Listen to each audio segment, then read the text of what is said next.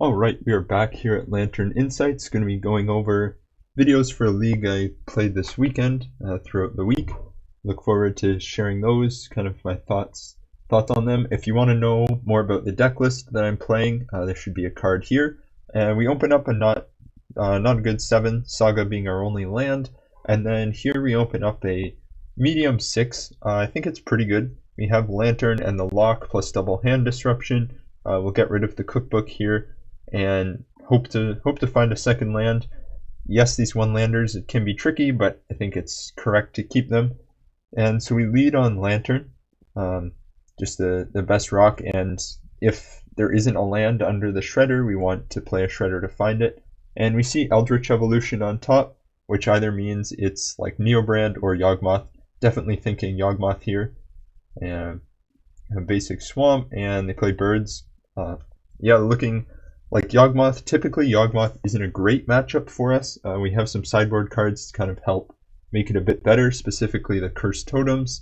But just their ability to attack on two different angles, both their fast combo and just attacking with creatures, can make it rather difficult. We see a Saga on top, which I think means we can just Thoughtseize here, as you know, they're drawing a swamp, so we don't need to mill anything from their deck, and we're drawing a land, so we're able to just take a peek. And we see that they have a lot of mana, but no real payoff. So if we take the evolution here, they can't find Yawgmoth, so they're not going to be able to combo soon. And if we're then able to use our multiple lock pieces to just deny them from Yawgmoth or any kind of way of finding Yawgmoth, we should be in a good place.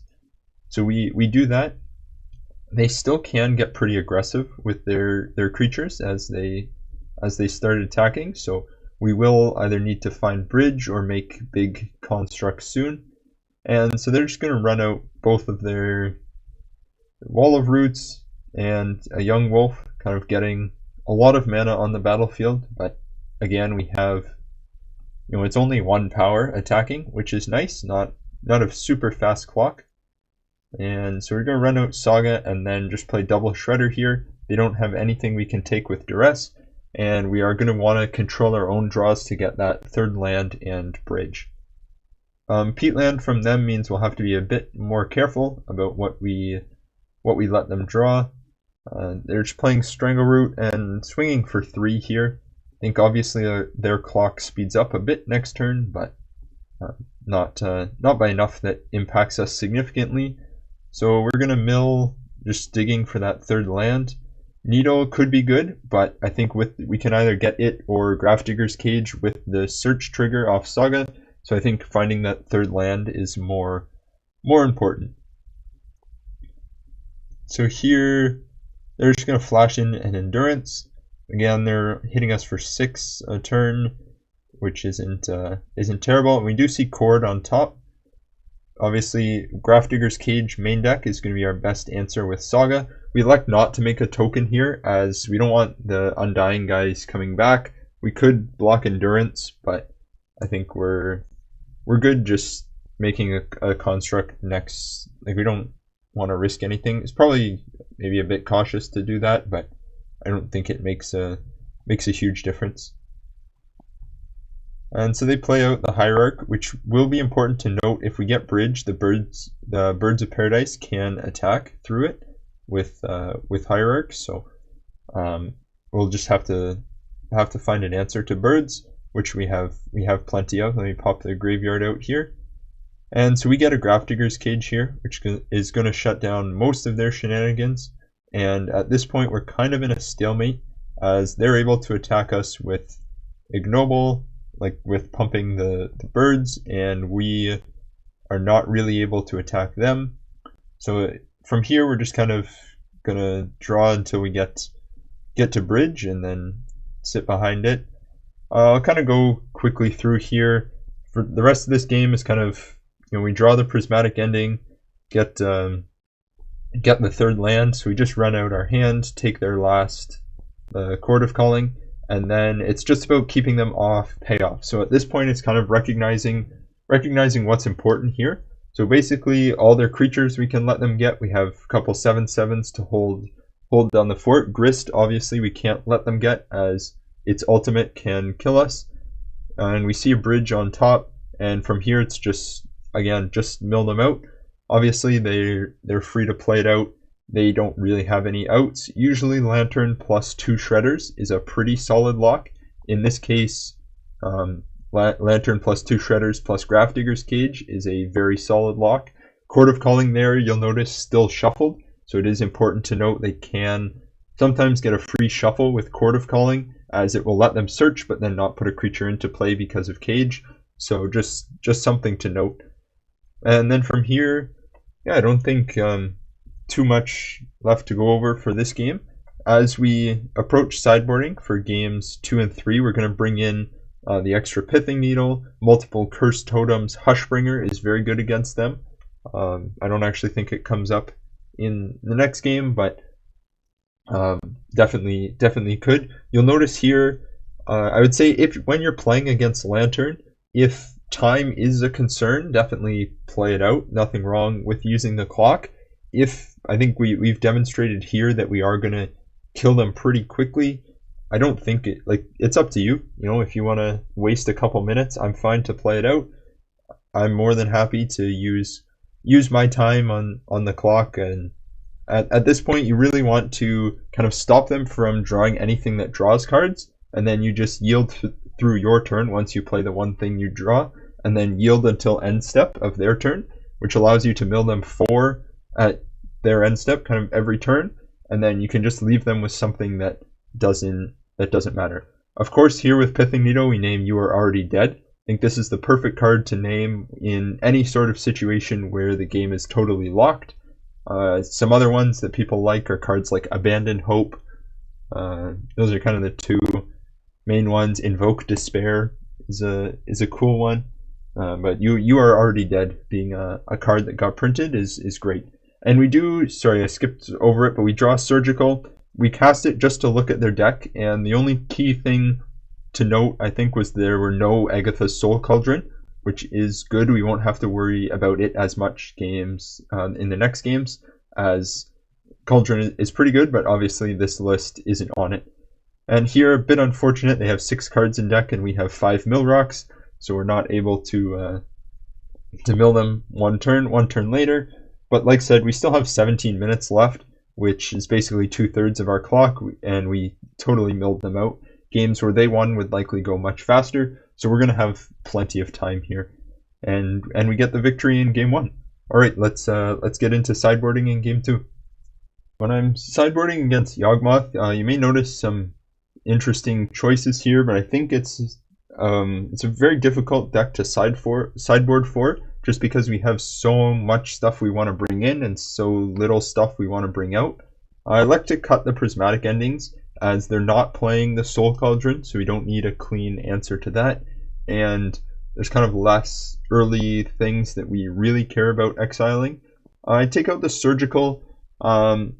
Honestly, this was just kind of like trimming, and I wasn't totally sure what to cut. If you have other recommendations for what to bring out, would love to hear them. Duress, I think something like Grafdigger's Cage really shuts down all the cards that we can get with Duress, and we still have Thoughtseize to hit like a Force of Vigor. Left one in. Bauble is just a trim, and Cookbook was like the easiest cut. It wasn't really good against them. We're bringing in things like Cursed Totems, Hushbringer we brought in. Yeah, I think those are the key cards, kind of like Nihil Spellbomb, Welding Jar, just as a bit of protection. And we open up a great hand here. We have the Lock plus Grafdigger's Cage, Thoughtseize, and Ensnaring Bridge. This is beautiful. And so snap keep here, and unfortunately for them, they mull to 5, which hopefully makes this game a bit easier, as Yawg often has a lot of post-board hate that they can bring in between Force of Vigor, Necromentia, Crime Punishment, that split card. Yeah, they just have a lot of accesses that they can attack us on. Given that they kept a 5-card hand with no 1-drop, I'm expecting some form of hate here. Don't know exactly what it's going to be, whether it's like a Force of Vigor or Crime Punishment, Collector Oof. They have to have kept something that's pretty good against our deck without the turn 1 play. And so we just run out Lantern here and see Cursed Totem on top. This is going to be very, very strong against them. And they play a peatland. Peatland will actually come up later, as these horizon lands are very, can be put pressure on us when we're milling, as it enables them to draw cards at instant speed when normally they wouldn't be able to. And so here we're going to run out the Thoughtseize first before we play the Glimmervoid. Just if they have like a Force of Vigor or something, we don't want to run too much out. Doesn't make a huge deal. And like we suspected, they kept one piece of hate that was very good against us in the Necromentia. So we're obviously going to take that. Endurance, not a big deal.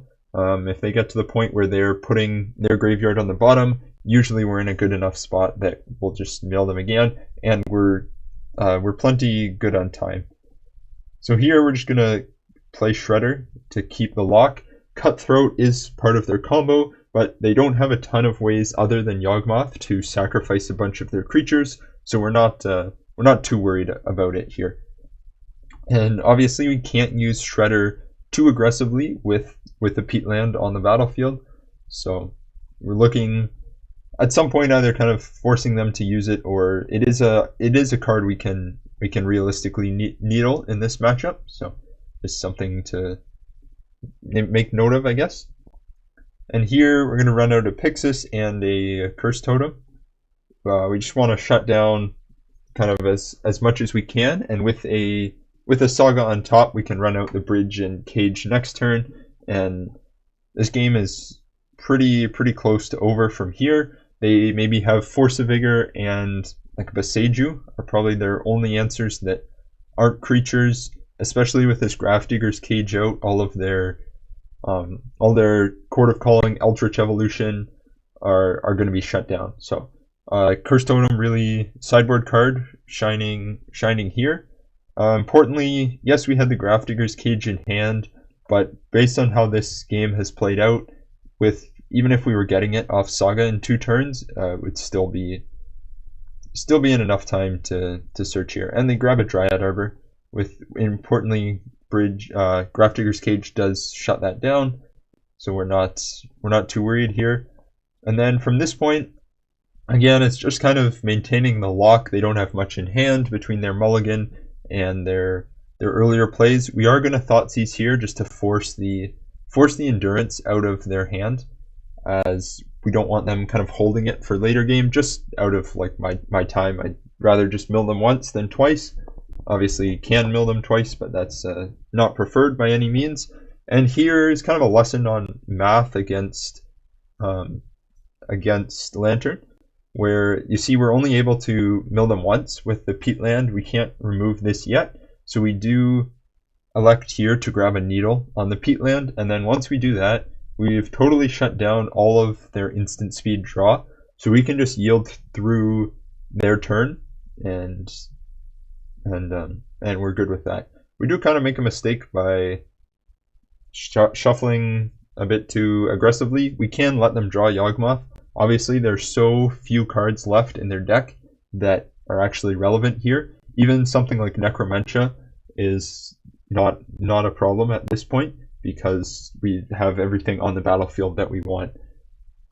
Here, if you're trying to win through Lantern from this stage, like, it's game over. I kind of explained to them a bit later, but you have to find an answer to Ensnaring Bridge, to Lantern, Shredder, or Pixis. Like, you have to answer Ensnaring Bridge, answer Lantern, answer Grafdigger's Cage, Curse Totem. So you have to remove 4 artifacts.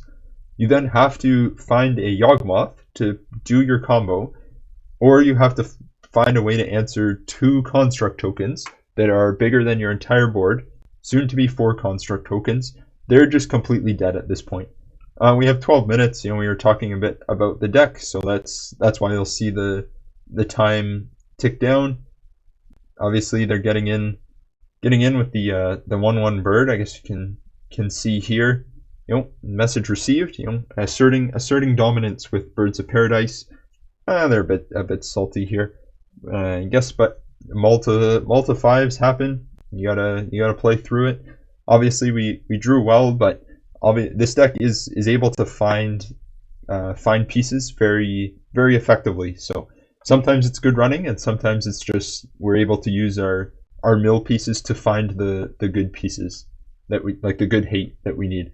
They say they're just hoping to get real lucky, but I've explained, we now have 50 power on the board. We have Grafdigger's Cage, Cursed Totem, multiple bridges, like huge lock. They're totally dead. So we just mill them out from this point. This conversation was kind of funny. If you feel like reading it, I'm just gonna kind of skip quickly through here. Overall, I still think Yawgmoth is a hard matchup. Obviously, getting a win in round 1 against them is nice. So like it's a good start to our league. Still difficult, but like Pithing Needle is between Needles and Cage main deck. I think we have some room to fight against them. And then postboard Cursed Totem has been very good. Anytime I've gotten a Cursed Totem on the battlefield against Yawgmoth, have felt pretty good. And here, just milling them like 5 cards a turn. You got 30 cards left. Six turns and we got them. So we get our round 1 against Yawg. Not too much to talk about here, and hope you enjoyed. The rest of the league will be up. Probably do one round a day. I know some people have been asking about doing a full league in one video. Rather busy right now. Likely in the future, at some point when I have less stuff on, I'll definitely record full leagues at one time. But for now, just busy with life and things. So you'll have to be patient. But hopefully you enjoyed this win against Yawg, and we'll see you in round 2 tomorrow.